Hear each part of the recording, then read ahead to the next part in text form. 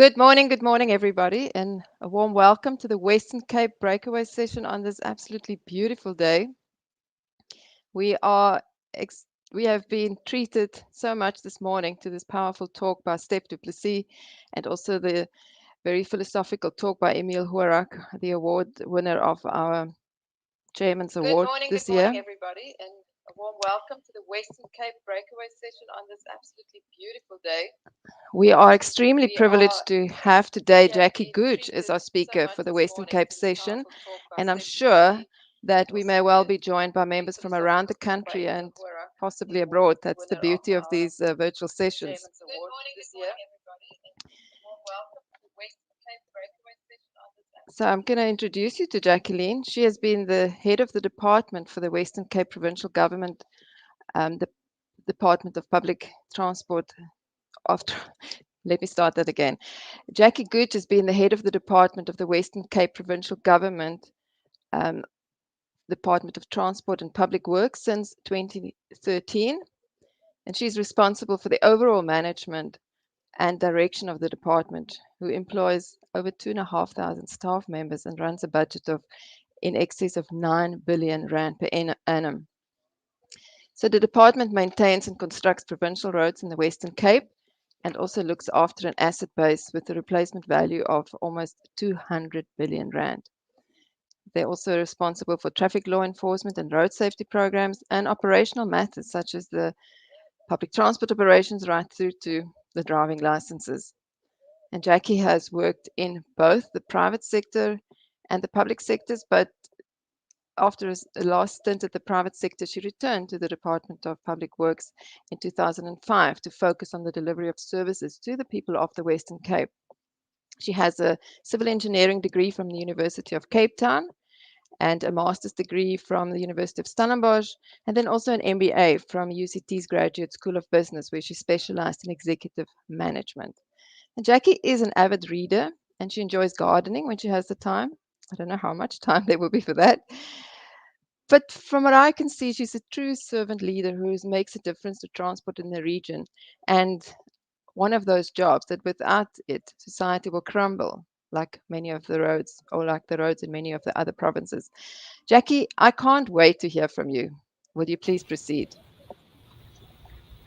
Thank you very much, Madeline, and good morning to everybody who is part of this auspicious occasion. And I would like to indicate and thank the previous speakers, as well as the excellent input that we had earlier on this morning. That definitely was something that makes you want to get out of your chair and make a change. And certainly, as was mentioned, that's part of the reason why, from my perspective, I'm within the Western Cape government.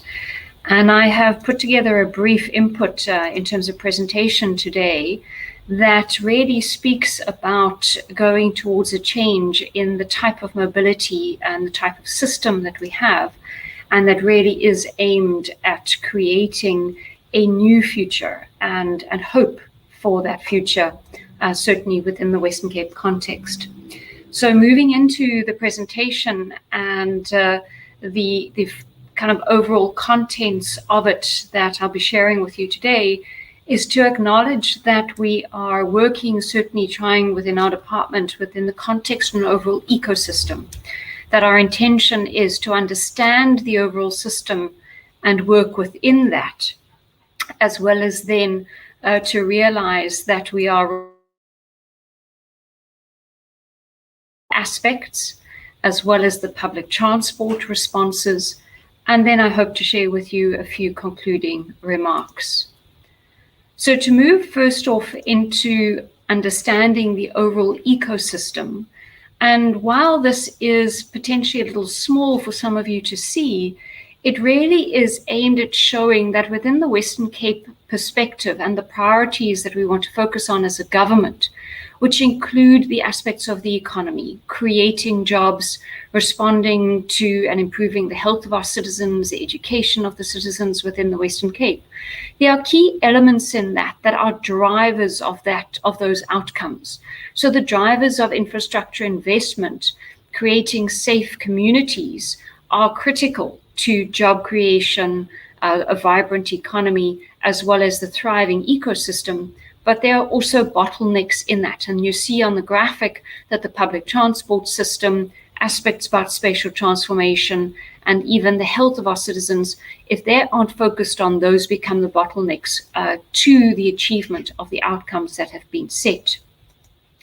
So moving into our strategic approach as a department, and it's one that I am very passionate about. It's about having a principled and ethical decision-making paradigm.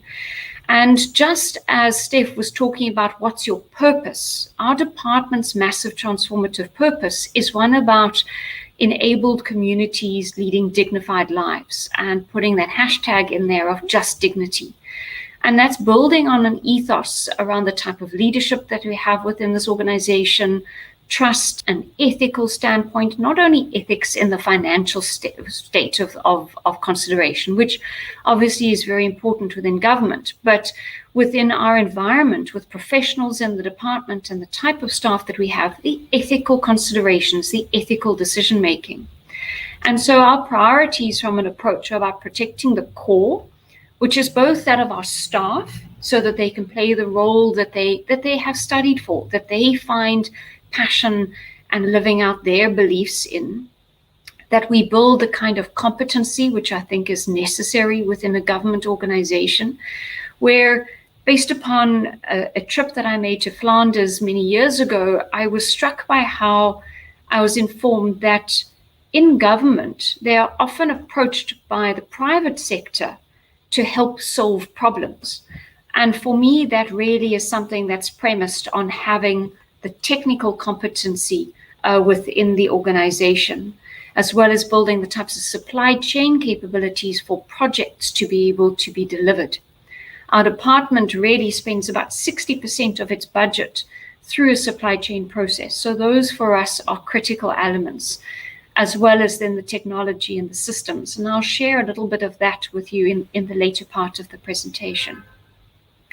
Then it's one thing to protect the staff as being the core to our organization, but the other part of it, of course, is the infrastructure. And again, going back to Steph's input about making sure that we live lives that have meaning, that have impact, and that have a purpose.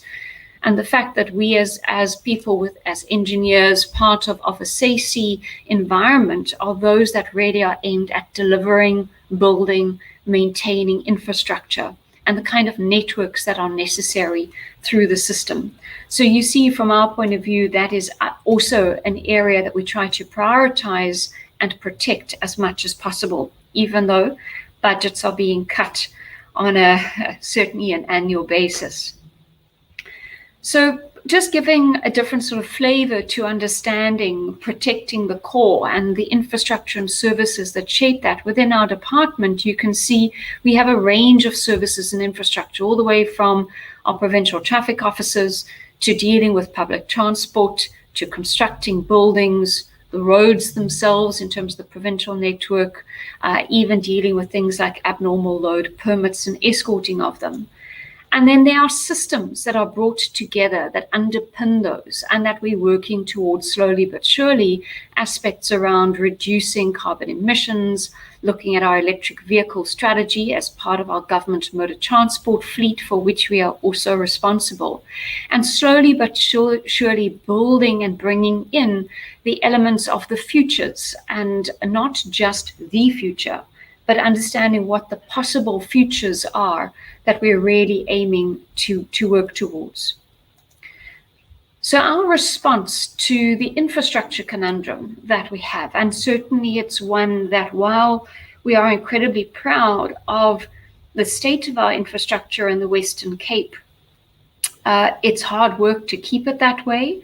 But really what it is very concerning as we see the budgets reducing and the technical competence to be able to respond to that, particularly across the municipalities.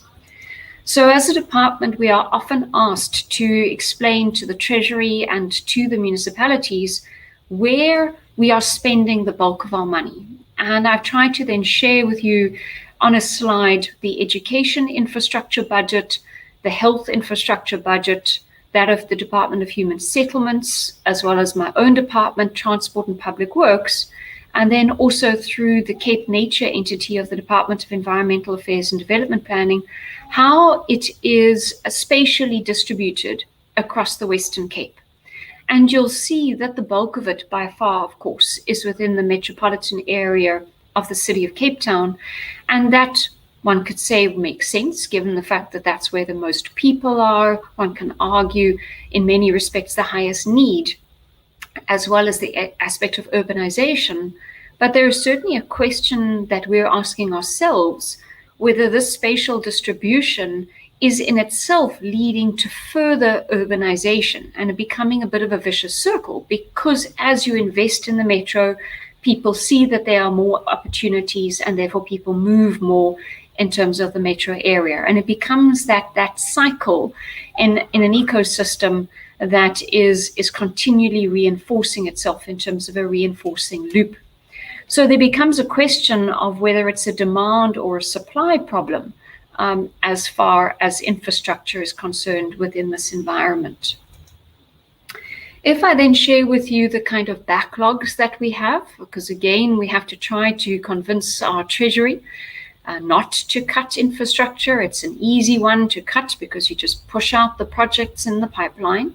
And you'll see an ever-growing indication of the maintenance backlogs that we are experiencing across the roads environment, health, education, and public works. And human settlements is not captured really in a maintenance backlog as much as it is in an opportunity backlog, in the types of numbers that we see. But really what this is showing is a slow and steady degradation, notwithstanding the investment that we're putting in, because there is just too great a need when we're responding to health and education as the system, as the service, in a traditional way. And potentially what we're arguing as a department is one needs to relook at the way that the service is delivered and therefore reimagine the infrastructure response to that service. So from our point of view, we have to invest both from a fiscal perspective and a non-fiscal perspective. And the graphic here is just trying to give you a sense of the different areas of focus, which include the technology and systems, so we can better manage the assets that are in our control and our responsibility, really as the custodians for future generations, and understanding that the decisions we take now, what impact do they have on future generations? And potentially, in some respects, not taking a decision also, of course, has a future impact. Understanding the kinds of governance arrangements and systems that are in place, and adapting and being agile as we pick up new things, new trends, and different approaches. Two, then, our innovative budgeting, decision-making, the way that we collaborate, and the type of partnerships that we need to pull together. And so while I'm not going to speak on each one of the graphics that are contained in this particular slide, but to give you a sense that one of them, under the governance structures and adaptive governance, speaks to our link with Infrastructure South Africa, that many of you, I hope, have heard about coming from the national level. And to show that as a department, we are continually trying to find alternate and different revenue streams, funding opportunities for key projects. This particular graphic is trying to show you that we are engaging with Infrastructure South Africa and pushing and trying to support certain national projects that we believe are of vital importance to the Western Cape, which includes some of the dams. You'll see the energy aspects as well, to those projects that are really the responsibility of the province. And those ones particularly are color-coded based upon the readiness of those projects. The dark green that you see on your slides are projects from the Department of Health that have received some funding from the National Treasury. And certainly from my perspective as a department, the lighter green of the Saldanha Bay IDZ, the N7 Northern Corridor, as well as the Wingfield N1, N7 Interchange and Wingfield Corridor are key projects. And I had the extreme honor of being able to present our Wingfield Corridor project to the Infrastructure South Africa team as well as to their investment pipeline series that they held a couple of weeks ago, trying to see if we can find other investors that are interested in that particular program of projects, which will be an incredible opportunity for the Western Cape and certainly within the city spatial area. The last column on that graphic is around municipal projects that have been identified through the Department of Local Government. And in that instance, they are in the main wastewater, water treatment, as well as some of the energy projects that the municipalities have identified as being critical. To then move on to some of the risks, because of course we're not immune and certainly understand the risks that are attached to infrastructure, both from a failure to maintain, and our view is of course that what we're aiming to try to do is prevent the systems from reaching failure, understanding that service delivery protests that occur in themselves also cause further deterioration because there is often destruction of the infrastructure that is provided.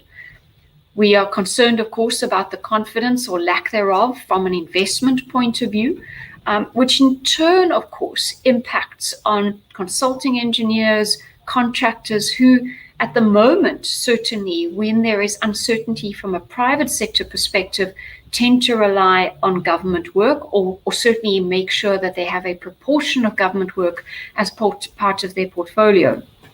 And when we speak with the Treasury, we're trying to highlight to them that by reducing our budgets, we are obviously having a direct impact into that part of the overall ecosystem.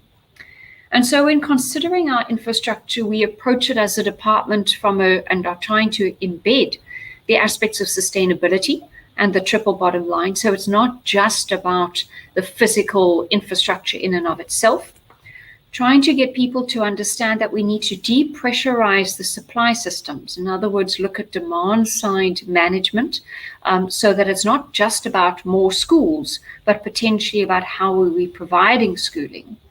And then trying to drive aspects around the rural as well as the informal economy, where we do believe there are opportunities there with lessons learned from other parts of Africa, particularly in Kenya.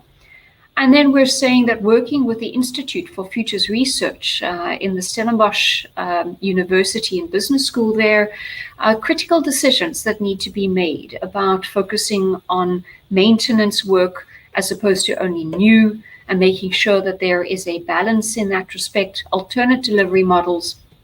And we are trying very hard to push the Provincial Treasury to commit to a 5 to 10 year timeline in terms of a minimum allocation for infrastructure, as opposed to the single year committed within a 3-year MTEF cycle, because we do believe that that's going to bring a greater degree of certainty to the situation. If I then move on to our response to the public transport conundrum, and this is where the balance of the presentation is going to spend a little bit of time, and to really understand that, again, as a public transport ecosystem, there's a constant that we are focusing on one mode over another. There does have to be targeted interventions and a holistic approach to the aspect of mobility. And from our point of view, we have then looked at the minibus taxi side of things, bus transport through our subsidized scheduled operator in the city of Cape Town, which is the Golden Arrow Bus Services. And then we've also got a service operating in George, to aspects around passenger rail and also then the road-based transport, the roads themselves, road engineering, and traffic law enforcement. And we have to understand that when you focus on one, potentially at the expense of the other, you're going to land up having to claw back substantial loss in each of those areas. And sometimes it's not possible to do so.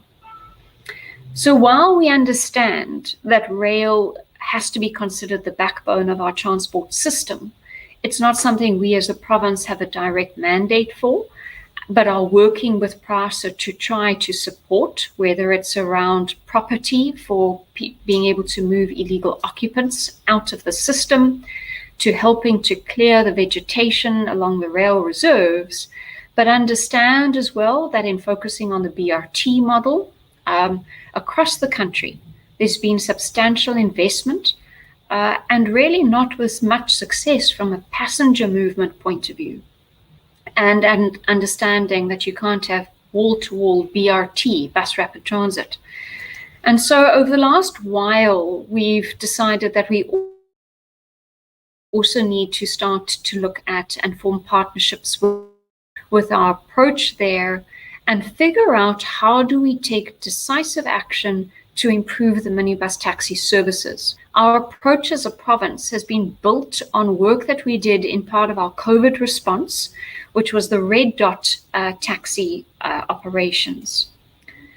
So just to give you a sense about the importance of the minibus taxi industry and why we believe it's important to work with them rather than try to find ways to replace them, it's about the number of passengers that they transport per day, understanding the types of numbers of vehicles that we have in the system. And we anticipate that we've got in the region about 15,000 legal vehicles, 20,000 if you want to include the illegal ones.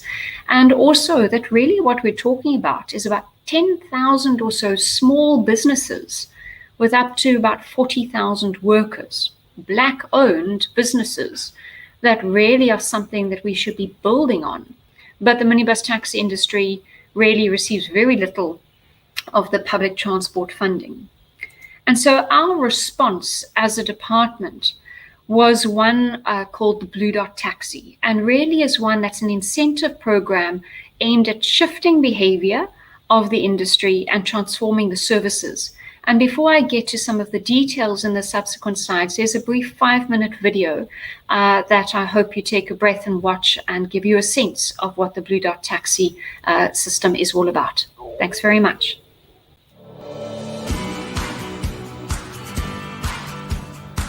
Today, we as the leadership of the industry in the Western Cape are humbled and honored to be celebrating the Blue Dot project here today. It's our flagship project. The taxi industry is a very important section of the transport section because we are transporting more than 60% in South Africa. The Blue Dot Incentive Program is aimed at, first and foremost, the commuter. It's to give them safe, reliable transport. We do this by incentivizing the drivers and the operators of the minibus taxi industry to adhere to standards. It will definitely contribute towards a safer road environment where these drivers will be trained how to work with people, how to address people, and they will be monitored by virtue of a tracker system that will make sure that they comply with the Road Traffic Act. They will be monitored in terms of harsh braking, they will be monitored in terms of speeding, they will be monitored in terms of route adherence, so that they don't deviate from the operations which the operating licenses allow them to. But also they will be subjected to their own commuters that will be able to rate the standard of service that they are able to get, which hasn't been done before. So what is happening here today is that we are training the operators on Blue Dot operations. We're going through basically how the program works, how they will be compensated, how the terms and conditions affect them, and also how we're going to be monitoring the system for performance. The training is actually so that the government and the authorities can be assured that all operators are well aware of what is required. It will eventually bring the industry to a certain way that will please all and everybody, and especially the commuters. We're also currently installing vehicle tracking systems in their vehicles, and that tracking systems are able to pick up the behavior or how a driver actually performs on the road. As soon as a vehicle comes in, we ensure that he has signed the terms and conditions. We park 2 meters away from each other, and then we start sanitizing the vehicle. Also, our team will then come in and we will then register the vehicle and see if the vehicle is in order inside as well as outside. We all know that the minibus taxi industry is the heartbeat of the economy. Let today be the start of safe, reliable and dignified transport system. So I'm very briefly going to just take you through the registration. As you know, from a regional company perspective, when you guys log in, you can see the exact same information specific to your region. So what the first screen does is basically an overview of all the vehicles across the regions, where they're located, where they currently are, and these are actually live tracking feeds that's coming through of the vehicles that has currently been fitted. It's going to be good for us, for drivers, and for the bosses. I think it's going to be better, yeah. It's the first time in history that this is happening, that the government is working with the taxi industry. But I feel it's a good thing, yeah. First and foremost, I want to say thank you to the department, and I want to thank all my leaders here in the regional companies that has been registered. It's the first that we have regional companies for the assistance with the government. We are now moving. It's not just Blue Dot. Blue Dot is not just a vehicle. It's about formalizing this industry. Change is inevitable, and change is going to take us to the next level. It's been an incredibly good year. We are very thrilled with what we've achieved so far. So thank you for everybody for sacrificing as much as you do. This innovation is going to make a massive difference to our clients, to our citizens, to the people of this province.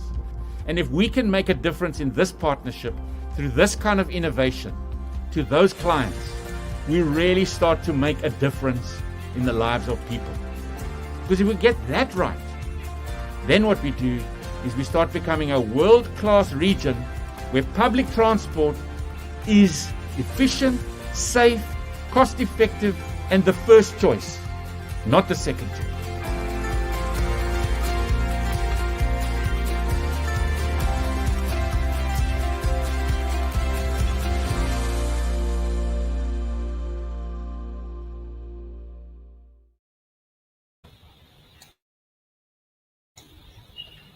Thanks very much. So I hope that the presentation that was shared gives you a sense of what I'm going to just touch on now in the slides to come. And to share with you that the objectives overall of the program, as you heard, while we talk about safe and reliable and dignified transport and understanding, remembering our massive transformative purpose as a department, it's also about using technology and incentives to be able to shift behavior. Because while there's been a strong focus on law enforcement time and time again, that in and of itself is insufficient, we believe, to be able to shift behavior. And certainly based upon the concepts of behavioral economics and others, the ideas of incentives are something that we're trying and piloting through this particular program. I'll also touch on how we are trying to address taxi violence and illegal operations through this, as you also heard then, supporting the formalization of the industry. So it was built on the success, we believe, of the Red Dot Taxi. And the Red Dot Taxi was a transport operation that was put in place, first of its kind, as a COVID-19 response within the Western Cape. We worked with the South African National Taxi Council, the Western Cape team, a branch of the National Taxi Council, to form what's called Umanyano Travel Services, so UTS, who we then contracted to provide a certain number of vehicles for a certain amount and a kilometer tariff in order to transport people to quarantine and isolation facilities, health workers, when the curfew, you might recall, was very early in the evening and people weren't allowed to be out and about unless they were through staff, so-called staff services, and then other transport services. We are now using the Red Dot taxis to even transport people to vaccination sites. And in this way, we created a very strong relationship, we believe, with the minibus taxi industry that allowed us to then build on that and work onto the Blue Dot taxi. And how does it work? It's about working and participating across the different levels of the industry. So being able to provide an opportunity at the provincial level for UTS, the Western Cape Santaco company, to be represented. Each of the regions in our Western Cape, of which there are 8 taxi councils, for them to form companies and then be represented, and then the operators and the drivers. And all of them have a link through the incentive scheme to government. What it is it's a voluntary program. Operators in this instance don't give up their operating licenses or their vehicles. There are direct payments made to them. The operator is responsible for managing and for paying the driver, and there are routes that are then selected by the region, vetted by us as government, that form part of the overall system. All the participants have got access to information on their performance on a daily basis, and I'll give you a sense of some of the type of information that they are access to, and they are monitored through onboard technology, as you saw, every vehicle being fitted with a tracker, as well as then on-the-ground field monitors and even the public. So the onboard tracker provides information to us as government. We have passengers with a USSD platform with the web-based and the WhatsApp-based responses, so we can get feedback from passengers. And there's a requirement for a minimum level of service every day in order for the operator to get their incentive. There are periodic vehicle inspections that government has in place. And then if there is any violence that occurs on the route or in the surrounding area, the operators and the companies actually lose their incentive for that particular time period.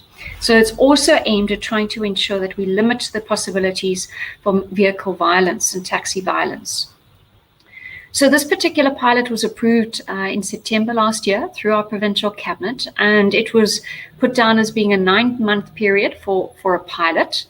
And we went live on the 15th of May this year. And of course, one can understand that there's a whole process to be able to calibrate all of the tracking systems, the information, the routing, and all of that detail. And at that point, we landed up with about 600 operators, and our aim was to go up to 1,300 vehicles, depending on how much money we have and how far it's going to stretch. So that was pretty much the first intention. This graphic then just gives you a sense of the routes. This was just in the metro, 187 routes being covered, and that was still being finalized, some of the routes depending on the inputs from the different regional companies. But the aim is to get a good solid footprint across the metro and then the routes across each of the other regions in the Western Cape to be able to determine and see how this is actually working and whether there's any benefits that we can see in the shifting of behavior. And what it does for an operator and the company to then be eligible for an incentive payment, they have to be in what's called a green status. The green status is based upon how well they perform against set standards, and then also make sure that they have to be compliant with all the necessary corporate governance aspects. So if they're in red status, they don't get any payment.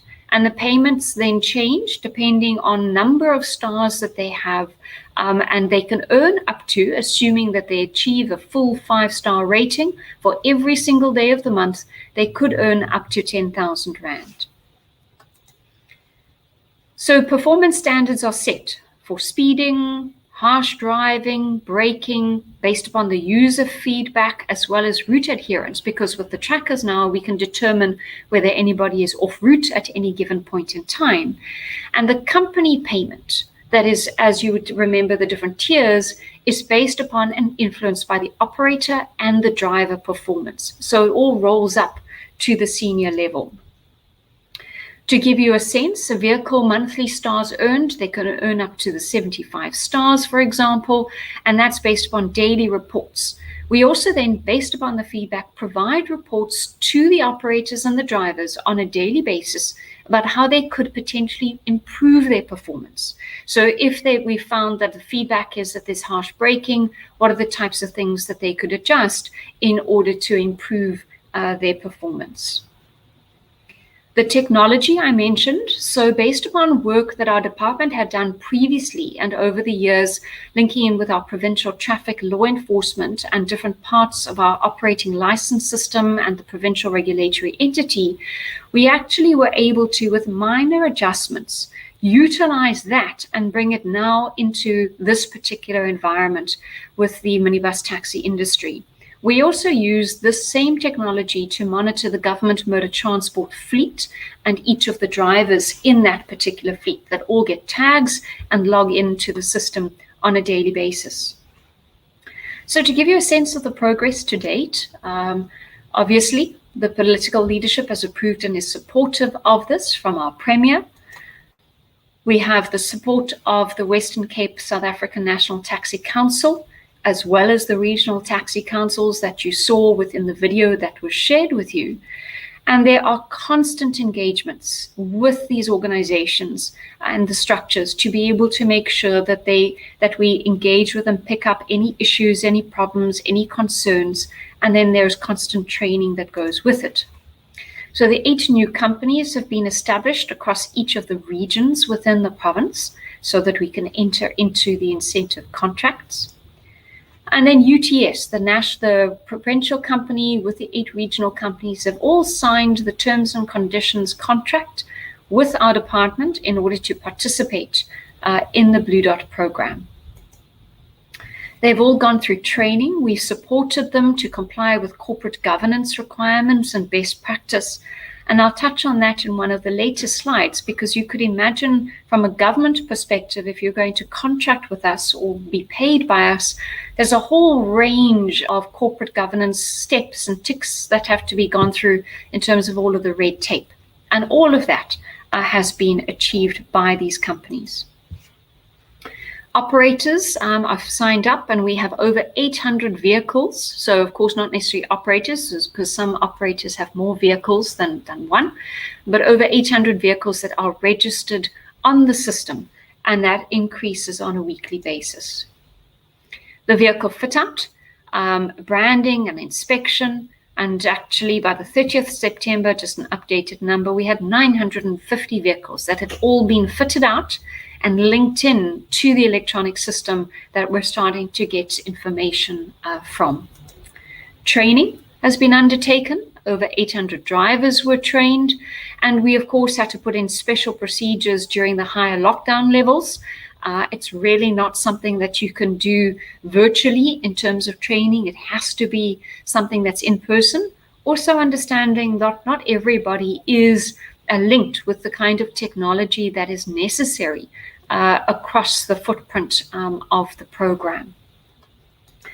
So we then start getting the technology and the systems, and this graphic is really just aimed to give you a sense, and you see there the kind of green status, red status. You can start to track if anybody is on the route and start to see what type of information is coming through, and we can calibrate it, because remember, we work off of an operating license route information, but understand then, of course, that things shift slightly in real life, and therefore all of that data and the whole system needs to be calibrated. Information being received is incredible. Over 18,000 events in a single day in terms of the system, and the benefits that we're getting from this is being able to give us an incredibly deep insight into the manner in which the minibus taxis are actually operating and the type of challenges that they experience. Types of things that we see about speeding. We can monitor whether there's improvements over time, over the baseline. And we can also then see whether an operator is en route or off route and help them adjust and improve their operations. We are also able to see, and this gives you a sense then where they're en route or off route. You can see the little graphics, the little red dots where they're not on the routes that are there compared to when they're supposed to be. And that allows us then to also potentially intervene, potentially direct traffic law enforcement officials into those areas as well. And it then helps to make sure that we utilize what resources we do have in a far more efficient and effective way. Using the data, we can start to identify areas for improvement and help them improve their performance across the different regions over time. And then also, as I mentioned, everybody has got access to this information through the platform. So we've provided them, each of the areas have got little almost operational rooms that each of the companies have set up, where anybody can go and access and see on a daily basis and literally a minute by minute basis where and how the operators are doing within that particular region. There are also SMSs that are sent through and on an app that everybody is able to access to be able to see their individual performance for the day that's passed. Vital, this is obviously important from a feedback perspective. because we do believe that change isn't going to happen overnight. You shift behavior over time, and by being able to model behavior and or show somebody up if that behavior isn't in line with what we're expecting. So this certainly from our point of view is a mechanism in terms of the feedback that we have already started to see in small pockets, some of those improvements that we were hoping to see.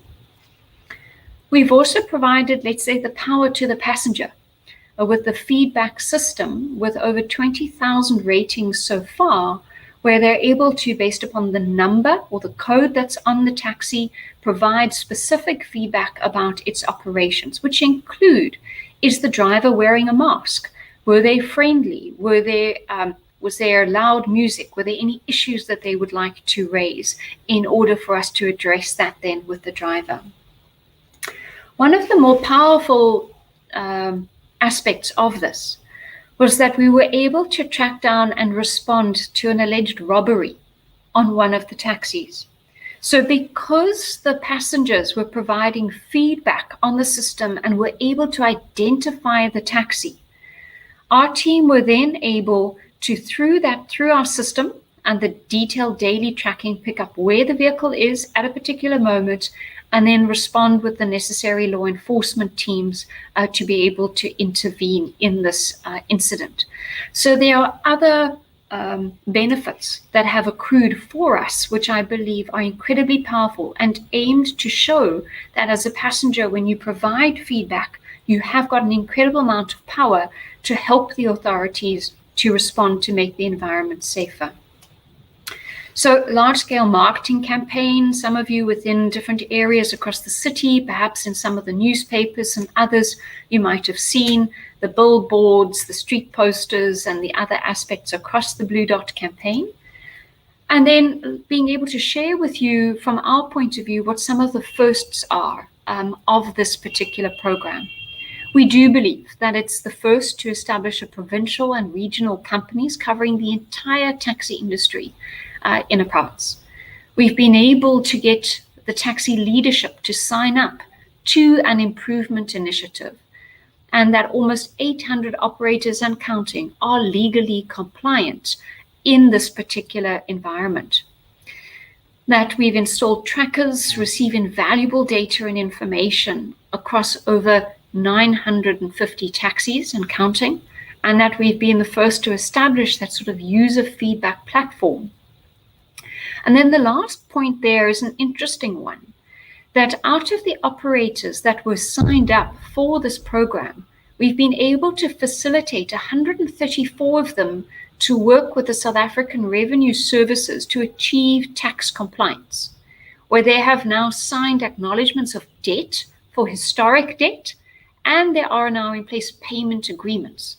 And so an industry that really has operated literally below the radar in many respects from SAICE's perspective, we are now able to bring into the fold, and the incentive payment that we make in turn becomes part of payment from a tax perspective, and then ultimately finds its way back into the revenue stream in order to pay itself again. And I do think that this is something that from an industry perspective, I am incredibly proud of, that our team from a department working with SARS have really been able to achieve.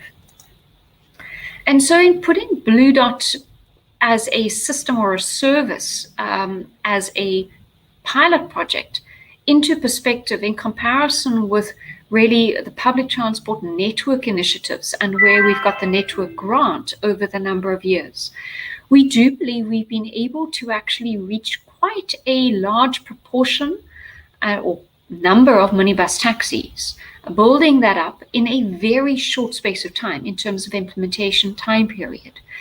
From our point of view, we have allocated, while I've provided an indication of approximate costs, if you were to estimate aspects around industry transition and others, our department has allocated 150 million rand to this particular incentive program. And that's why we believe it kind of achieves that 9-month time period, because that's the type of funding that we have, and that's all that we have available for this pilot.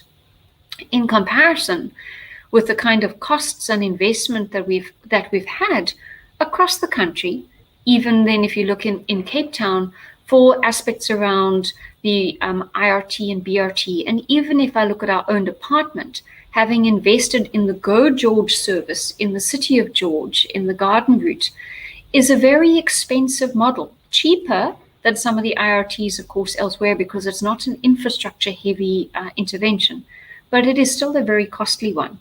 And from our perspective, we therefore needed to be able to try something different, and Blue Dot is exactly that. So in moving to my concluding remarks and the kind of take-home points that I'd like to flag here, is that as a department, we are trying to embed the construct of a systems approach and an ecosystem, and understand that when you focus on one thing, we need to be aware of the impact that that has through the rest of the system. That our approach is about protecting the core, which not only is the hard and fast infrastructure, the bricks, the mortar, the buildings, the roads, but it's also about the people who are vitally necessary to give effect to those things and to maintain them, and who are part of the overall system in delivering them. That we are actively pursuing alternative funding opportunities as a department for infrastructure, easier said than done in the environment that we are sitting with. That from us, the Blue Dot minibus taxi pilot project is funded until the end of March as it stands, and we are trying all sorts of different doors and for opportunities about further funding for that particular pilot program, with the aim to eventually expand it further. That we have used innovations, and do believe strongly in having used innovations that we tested and believe were quite successful in our COVID response as a department, for further opportunities, so building from the Red Dot into Blue Dot. That we are expanding and looking at alternative sustainable sources, we believe, for the Blue Dot continuation.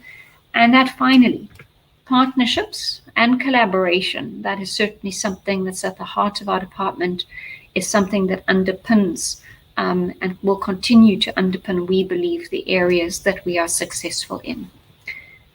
And Madeleine, and to the team part of this particular breakaway, thank you very much for the opportunity of being able to share this and the work that our department is doing with you this morning.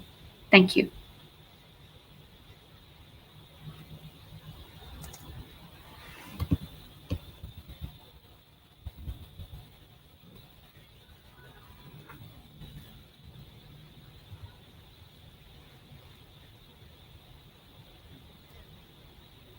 Madeleine, sorry, you're muted.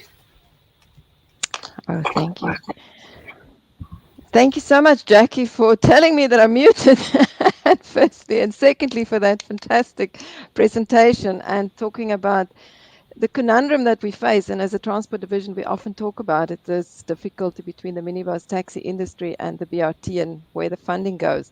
It reminded me of Steph's talk about no longer work-life balance, but the sort of whole integration. And then I guess this is very much the same. So we do have a few questions that I want to bring up, and I think we can just be helped to bring up the questions. The first one is, it's just impressive to see how quickly you implemented this initiative for this pilot project. So tell us a little bit more about the makeup of the team who was delivering behind the scenes. I mean, normally we get stuck in a paralysis analysis and all of that. It doesn't look like that held you up. Tell us more.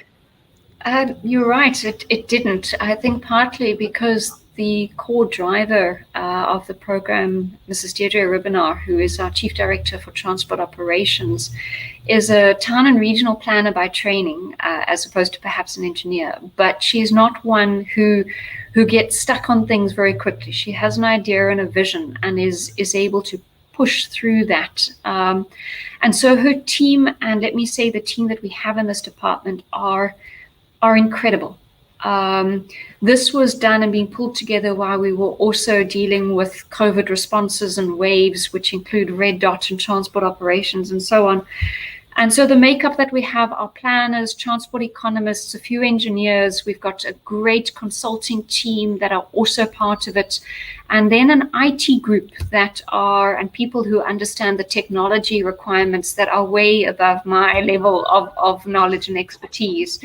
that just gel and put in. I can tell you there were people who were still sitting in meetings. I would see it on MS Teams at 1:30 in the morning, dedicated to kind of just getting this through. So it really was a collaboration of a different group, different types of expertise, which I think is also vitally important, including lawyers, let me say, and finance experts as well. And sometimes the lawyers are the bane of our existence, but they really helped us in this context.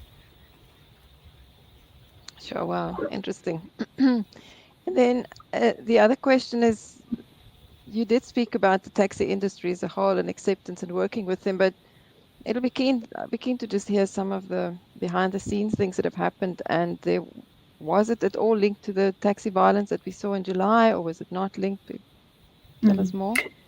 It wasn't linked. So the violence in July, strangely, it was really linked to a specific route between Paarl and Bellville, had nothing to do with Blue Dot, and was linked to Kata and Kadeta affiliated organizations and history that goes back that I have nowhere near enough time to be able to share with everybody today.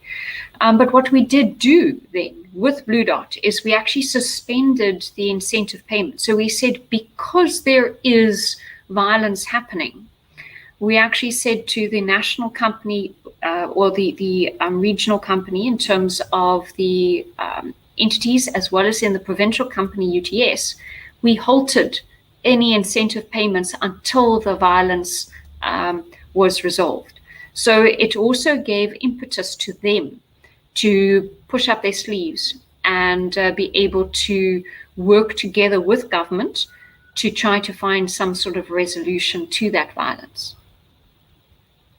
Okay, so it wasn't linked, but the Blue Dot, would something like this really overcome a lot of the violence? I mean, I just want you to expand a little bit.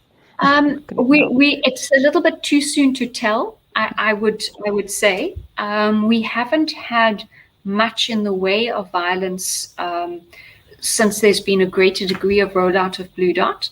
There is some unhappiness within the industry as to which routes were identified and how they were identified. And our response is that, that was the industry, that was the regions themselves, and so they need to take it up internally. And that could lead potentially to some violence in and of itself if it's not managed properly, because there are those that are participating and those that are not, and may feel that they're left out of the process. And so I think it's a little, as I say, too soon to tell whether it has itself reduced violence. But when there is an incident, immediately that means that incentive payments are halted for that period. Okay, and then we have another question that's slightly away from the taxis, but that is just generally any other travel demand management measures or active travel or NMT, what we want to call it, locking in some of the benefits of what we gained during lockdown and what everybody saw, how the world could look when we don't travel by vehicle.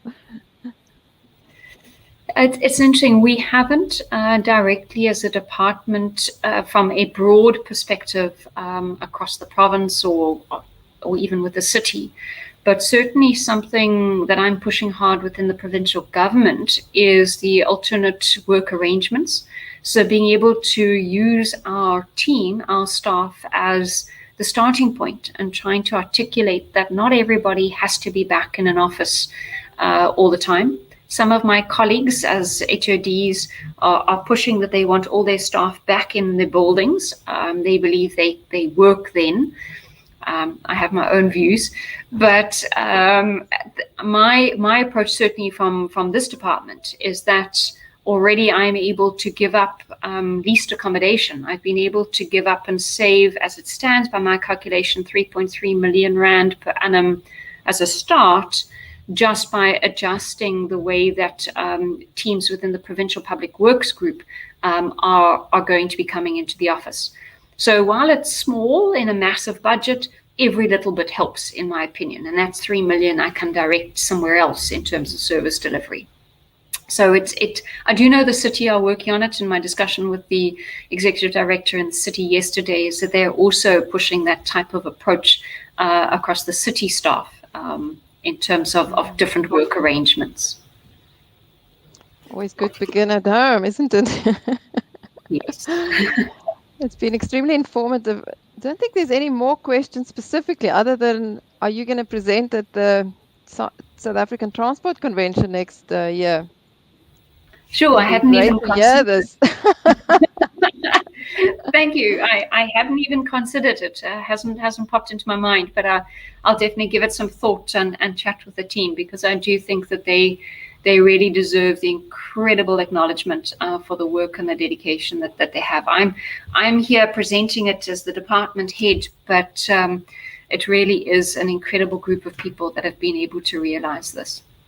Wow, it is so impressive, and it's always happy to hear when people acknowledge their teams, because behind something like this must be a very strong, dedicated team, as you've already said. Thank you so much for that. I think that is then really conclude our discussion, and it would be really good if you can do your bit to make sure a program like this gets expanded into the rest of the country. This is all we need. This is Thank you all we very need, and I much. think it can make a big difference. Thank you very much for your contribution to the industry once again, and thank you for talking to us today. So that takes us on to another part of the program. It's very exciting.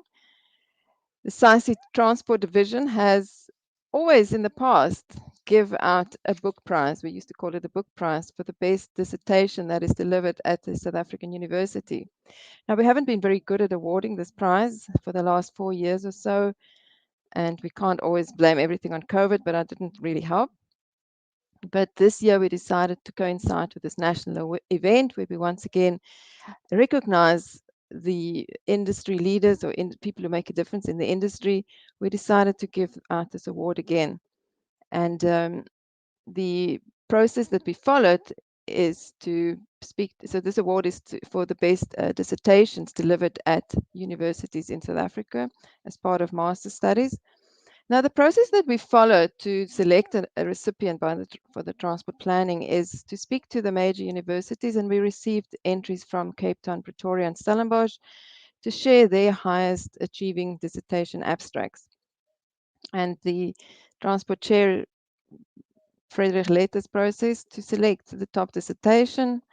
And the key criteria that we as a division always looks when we look at papers are the following. It's originality, soundness, relevance, clarity, and importance, because of course it has to be relevant, it has to be important, and it has to be a well-documented dissertation.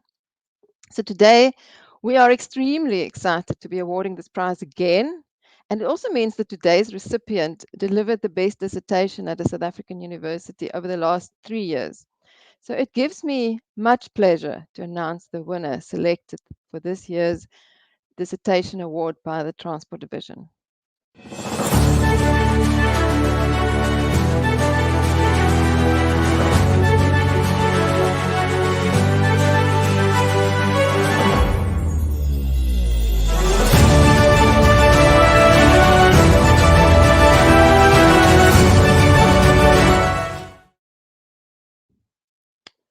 Big round of applause for Lindiwe.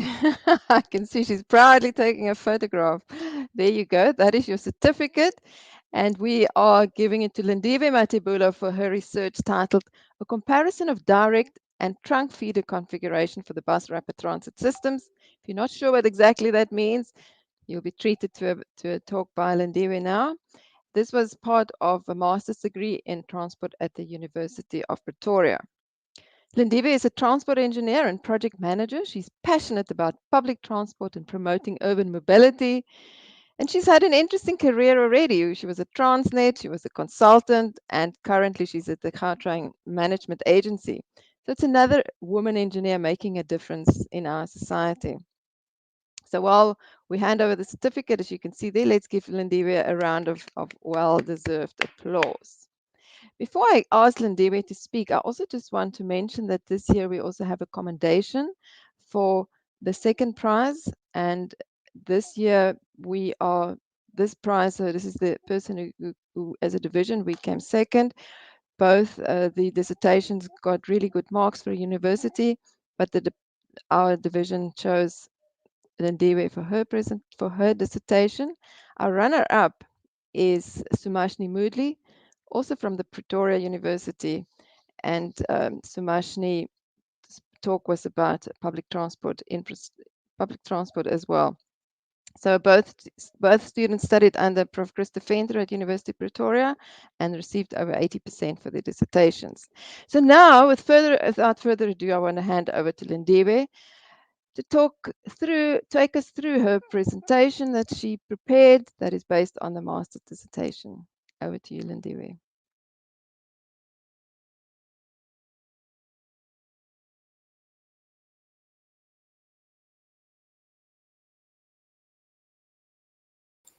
Hi, Lindiwe. Sorry to interrupt. You are muted. Please just check your settings.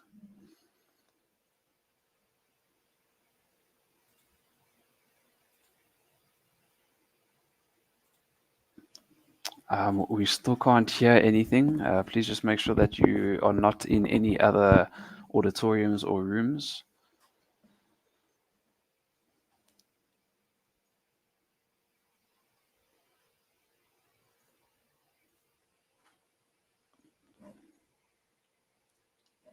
We're still not getting any sound from your side as yet.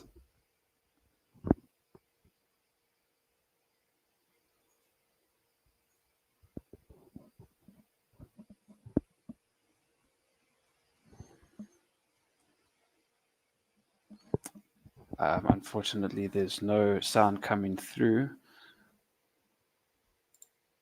Please just check your microphone settings on your laptop just to make sure that it is picking up your laptop microphone. If you click on the cam mic settings, then you click onto audio, and just please make sure that the mic is picking up your laptop.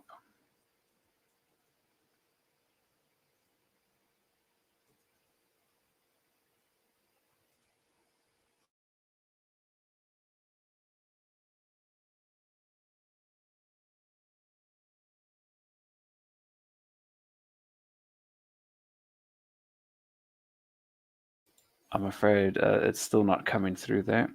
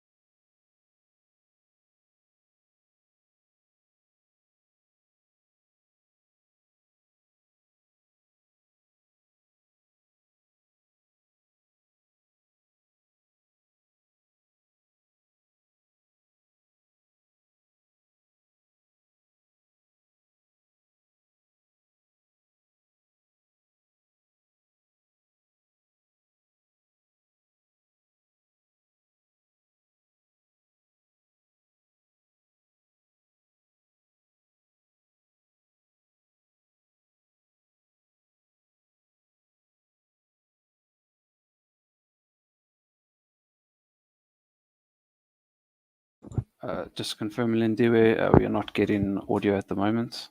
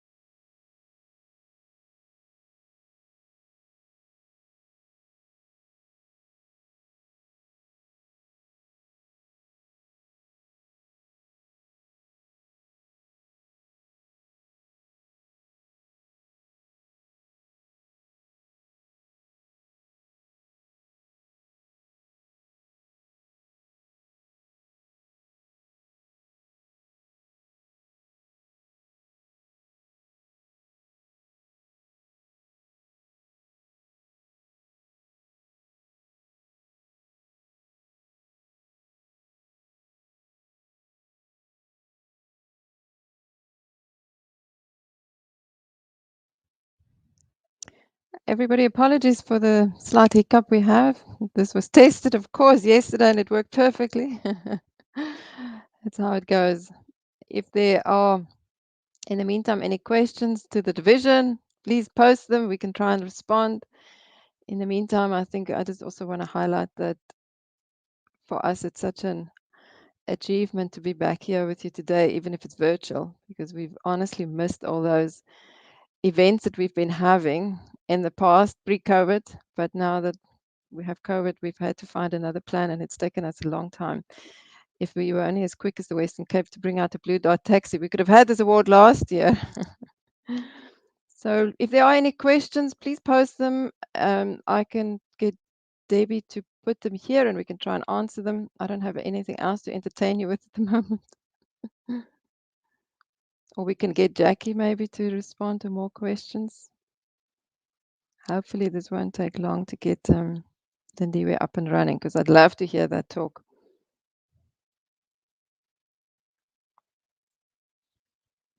Lindiwe looks ready to share screen.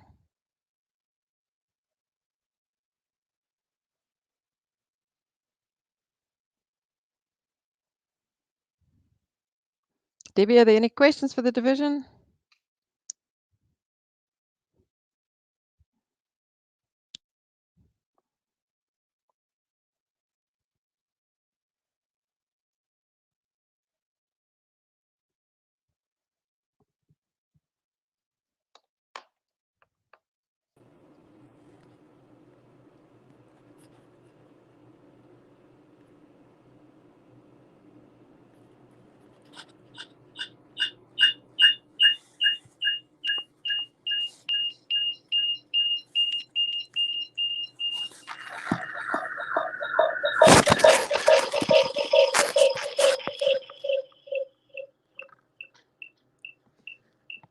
Good afternoon.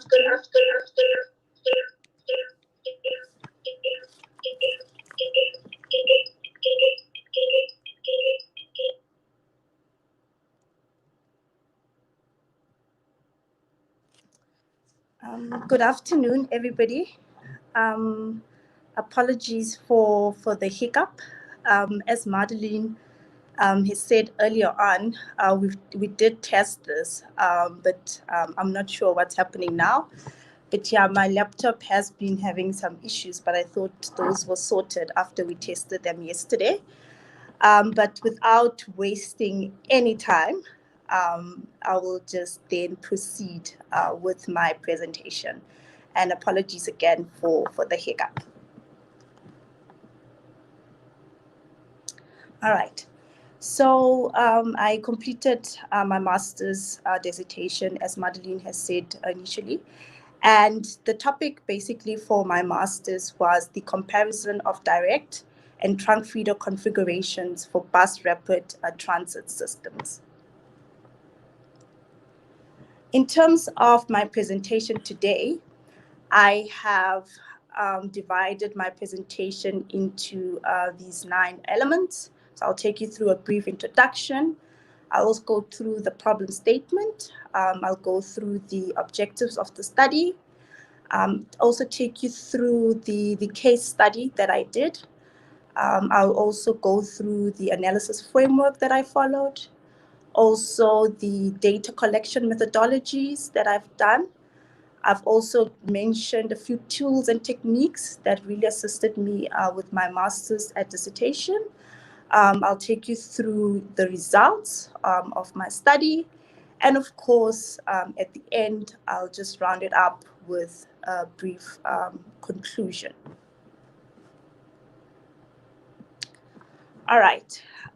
So I think I want to just start with just mentioning a few key concepts that were very instrumental when I did my master's research. But I think I'll start with the initial one, the one at the bottom, which is basically, a BRT system. What is a BRT system? And I got this very nice definition from the BRT planning guide published by the Institute of Transport Development and Policy. So they basically say that BRT is a high quality bus rapid transit system that delivers fast, comfortable, and cost-effective services at metro-level capacities. It does this through the provision of dedicated lanes with busways and iconic stations typically aligned to the center of the road. You have your off-board fare collection and fast and frequent operations. So I've just highlighted some of the key words that I associate, with a bus rapid transit system, which is a fast, very high capacity, cost effective. You have your dedicated lanes, you have your off-board fare collection. But with regards to my research, so I was basically exploring the strength and weaknesses of two BRT-based network. So the first one being the trunk and feeder network. So what I mean by a trunk and feeder network, it just basically means that buses operating inside and outside the dedicated BRT corridor are segregated and they operate independently. So if you look at this picture over here, so you have your feeder system feeding into the trunk system, but the feeder system does not enter the trunk system. So when you get to a station, there's actually what we have a mandatory transfer. So you move from one mode to another. You move from the feeder into the trunk system. And then, of course, we have the other network type, which is the direct services. So with the direct services, what it basically means is that buses that operate outside the trunk corridor, so that those that operate basically during on mixed traffic, they can enter and leave, the trunk system. So if, for example, a bus can operate outside the trunk corridor, enter and leave it at some point, also just providing additional services on the trunk corridor.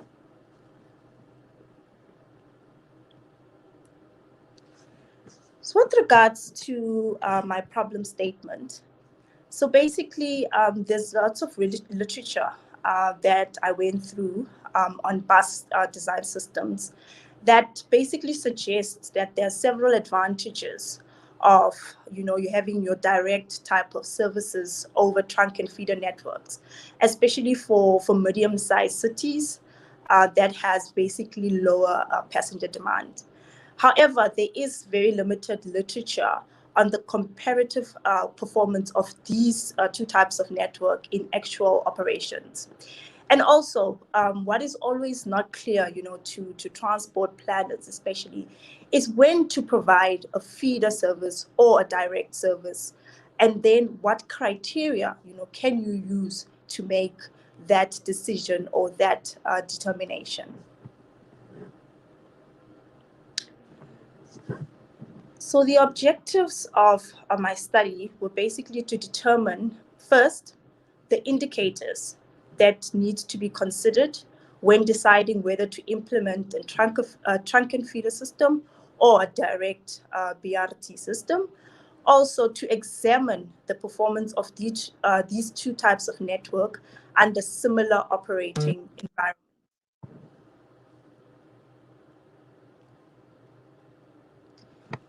So for my study, I basically used the Rea Vaya BRT system in the city of Johannesburg as a case study.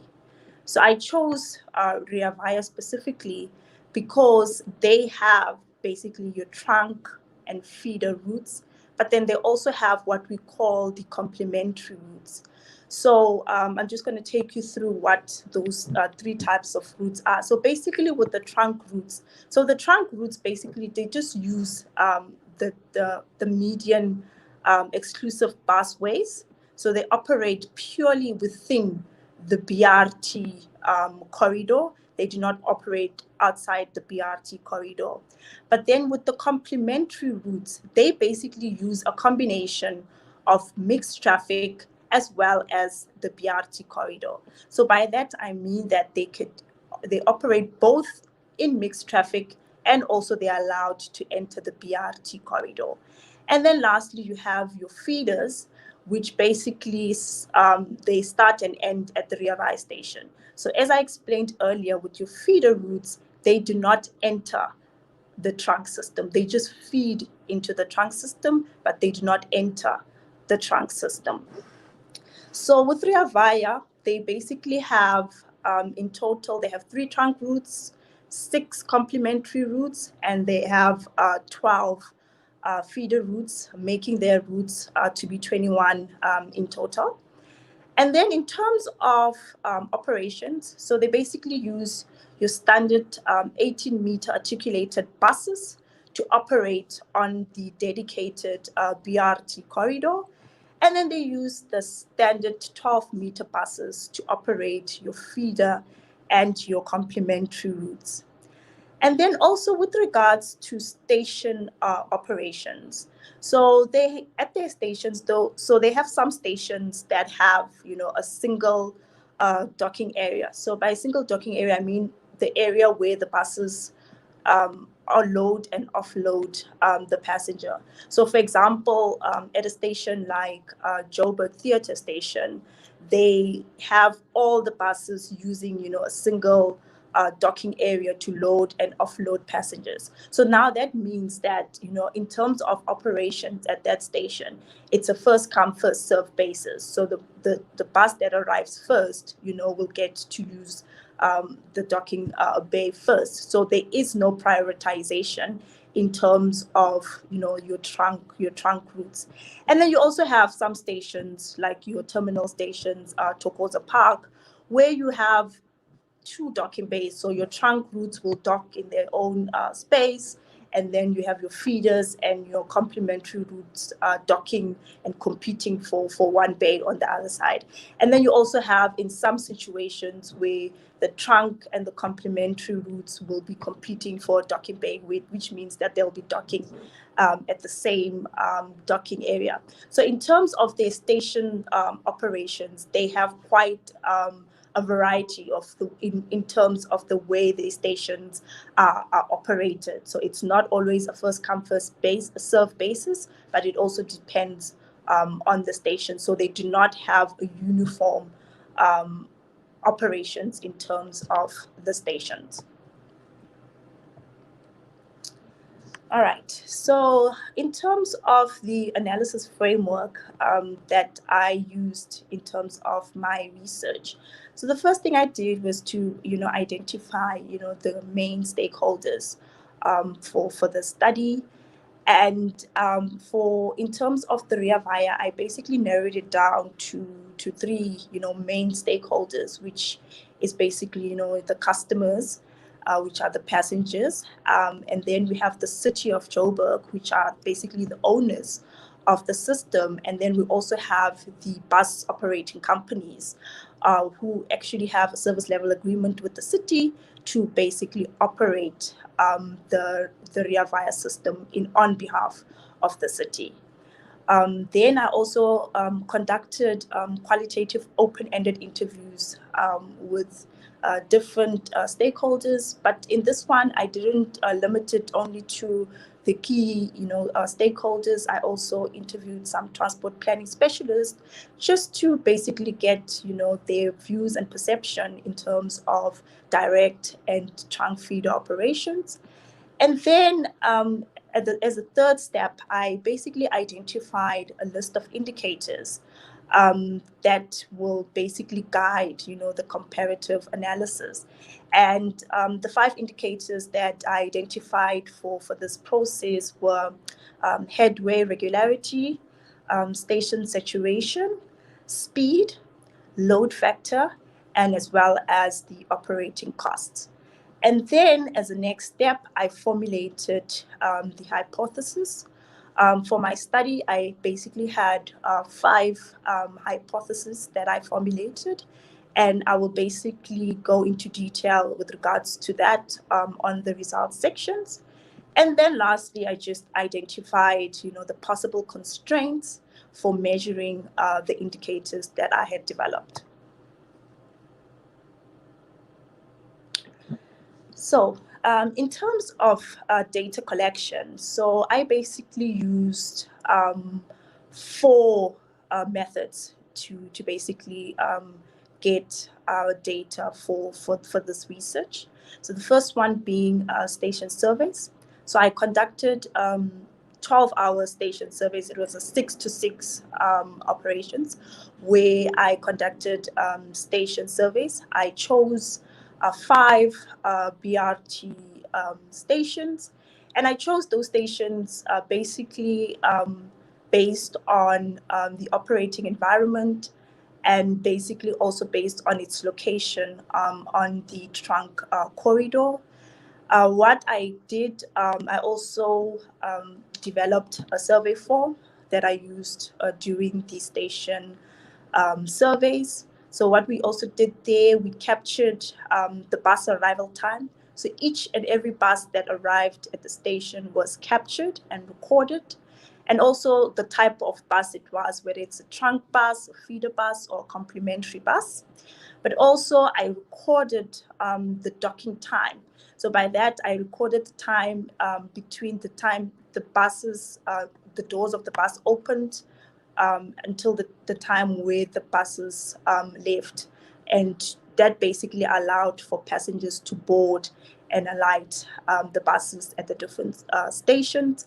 But what I also did, I also captured the bus delays. So earlier on, when I mentioned the station operation, I did say that, it was a first come, first basis type of operation. So sometimes some buses had to wait, for the bus that arrived first to dock and allow their passengers to board and alight before it gets its turn to also dock. So I recorded those delays as well, which basically also resulted in a lot of bus bunching that was seen at the stations.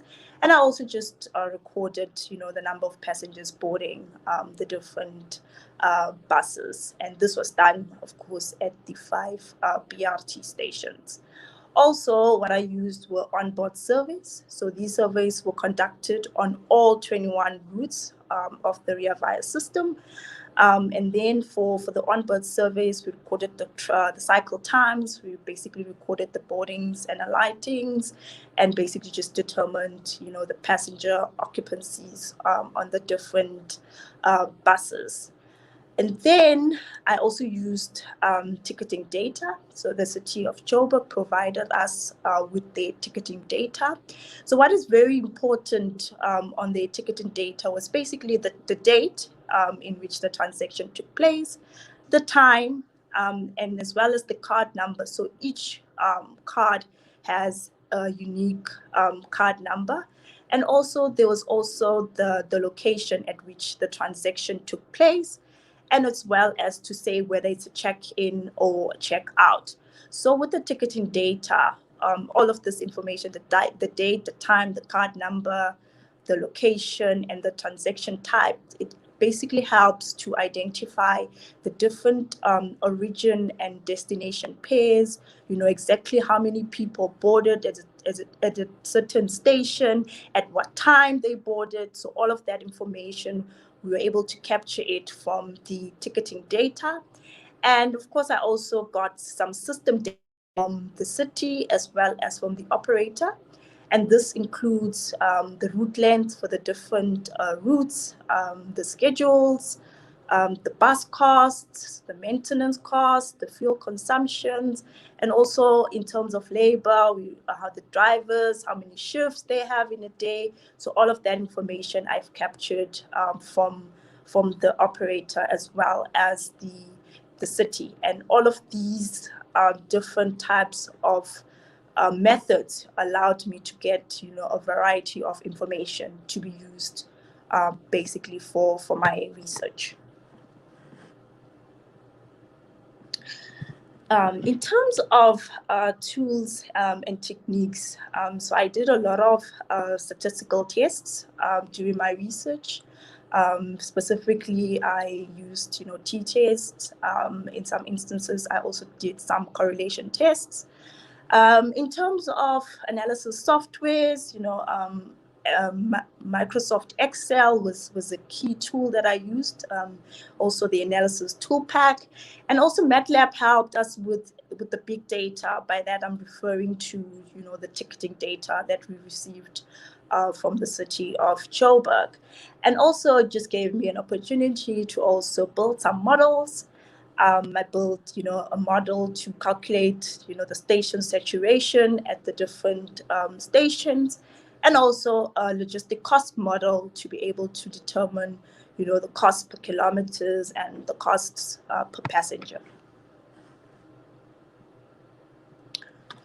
All right. So in terms of the results, as I've mentioned earlier, I had formulated 5 hypotheses that I used basically to analyze, your direct versus your trunk and feeder networks. So the first hypothesis that I came up with was, which said that basically trunk feeder BRT networks have more headway regularity as compared to direct BRT networks. So the BRT planning guide basically introduces a concept called irregularity index, which is a number that expresses the reliability of actual headways against scheduled headways. It is defined as the variance basically divided by the square of the scheduled headways. I also just deduced, this metric mathematically to get to it being, basically a slight exaggeration of basically your coefficient of variance. And so I basically use the IRR to the irregularity index to basically determine the different headway irregularities for the two network types, and use that to compare the two. And what I found was that basically there was no significant difference between the headway regularity for direct versus the trunk and feeder networks. You'll see there I have the means for group 1 and group 2. Group 1 just basically means I grouped the stations in terms of the operation. So the stations that had all 3 route types, I grouped them as part of group 1, and group 2 was basically stations that only had trunk and complementary services. So the first group was stations with trunk, feeder, and complementary services. And then the second group was just the stations that only had trunk and complementary with no feeder buses utilizing those stations. So in terms of the results, the trunk system, as I said, and the direct network, they didn't have significant difference, in terms of the irregularity. But looking specifically, at the trunk operations, it was mainly due to first the station operations. As I said, the first come first serve basis affected basically the trunk routes, because sometimes they were delayed because they had to wait for either a feeder bus or a complementary bus that arrived before it did. And also the bus bunching at the station, that caused a lot of delays, which I also recorded during my station surveys. So this also brings me to the next finding, which basically talks about the irregularity for the complementary buses. It got worse after entering the trunk corridor. So there was just a lot of interference happening on the trunk corridor. We also had other motorists that encroached on the trunk corridor, which just exacerbated the delays on the trunk corridor. So what I also found was that, the trunk corridor, it in some instances, it failed to realize its benefit, of a dedicated corridor because of all these other interference from other motorists, and as well as, just the basic operations. In terms of my second hypothesis, so this one relates to station saturation. So this one says that trunk feeder BRT networks have higher saturation levels at the station. So with this one, I developed, a station saturation model that helped me to determine the station saturation levels for the different networks. And basically, the model was a function of the dwell times, so the times that the buses take to load and offload passengers at the station, and also the station delays, so the times in which the bus would be waiting at the station, waiting for its turn, and also the number of buses arriving at the station. So remember, the frequencies for the different routes were different. So the number of buses arriving at the station are different based on the frequency levels, but also the bus size. So obviously, your articulated buses will occupy more space as compared to your standard buses.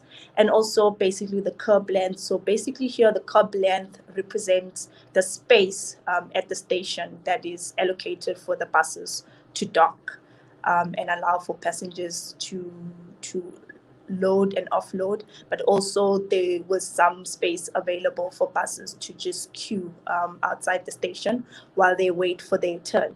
So basically this graphical representation here just shows, in most instances, the kind of representation that was seen at the stations, where you'll find as one bus is docking, other buses are queuing, waiting for their turn to also dock at the station. So the findings here with regards to station saturation, I found that the saturation levels, for the trunk and feeder were indeed higher than that of the direct network. To quantify it, it was actually around 25% higher, for the trunk and feeder network as compared to the direct network. And also, I found that there exists a relationship between, the number of routes at the station and the saturation level, and that was also proven using, a correlation test, which basically it gave me results of 0.86 and 0.85 in terms of the correlation coefficient, representing a very good correlation between the two. Okay, so the next, the third hypothesis is basically saying that direct BRT network have lower overall travel times by avoiding transfers compared, to the trunk and feeder BRT networks, resulting in higher speed. So as I said earlier when I was discussing the direct and trunk feeder, so with the trunk feed, obviously then you have to transfer from one mode to the next, causing basically a disruption on your trip, and of course that additional, travel time. But with the direct services, you can basically move from point A to point B without really requiring a transfer, where a transfer is not mandatory as compared to the trunk and feeder system. So just calculating the average speeds for the different networks. So for the trunks, had an average speed of about 30 kilometers per hour.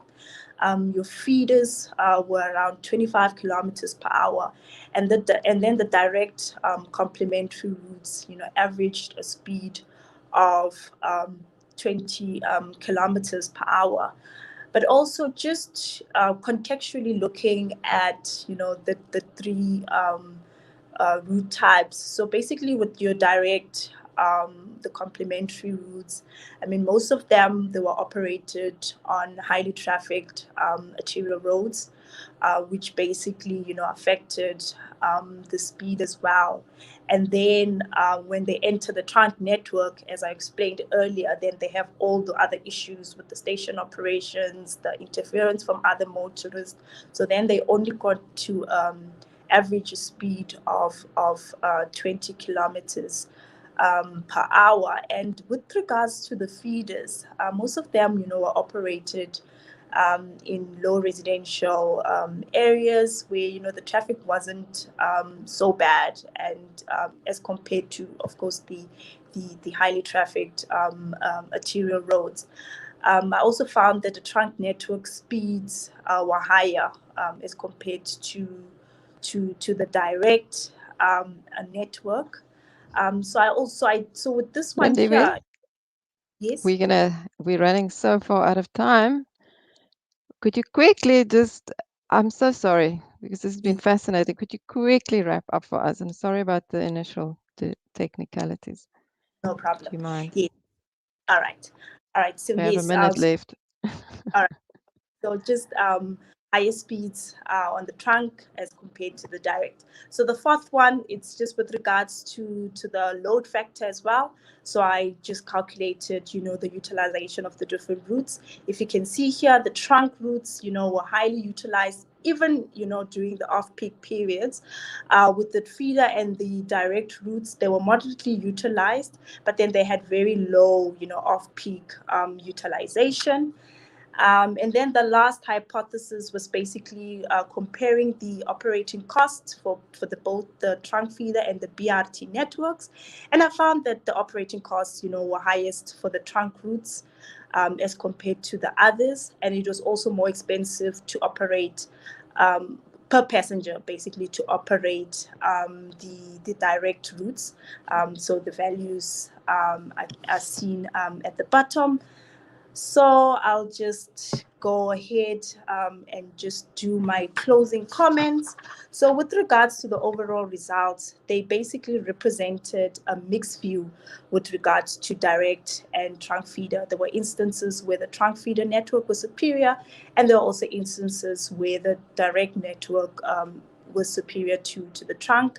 So in conclusion, especially with regards to the Rea Vaya system, I'd say that, you know, better attention needs to be paid to the station operations to minimize the delays, and also just to deploy some law enforcement on the trunk corridor to manage the interference by other motorists, and also just to consider, you know, having instead of having the long trunk routes, maybe also include maybe some high occupancy lanes, because the trunk routes for the Rea Vaya were very long, from 22 to about 25 kilometers. And also regarding feeders to the system, I was just making a point here that not only buses are the only mode that need to be considered. You know, integration of other modes into the Rea Vaya system should also be considered. And also lastly, you know, a combination of direct and trunk feeder networks needs to be considered, so that, you know, you can leverage on the advantages of both networks. Thank you.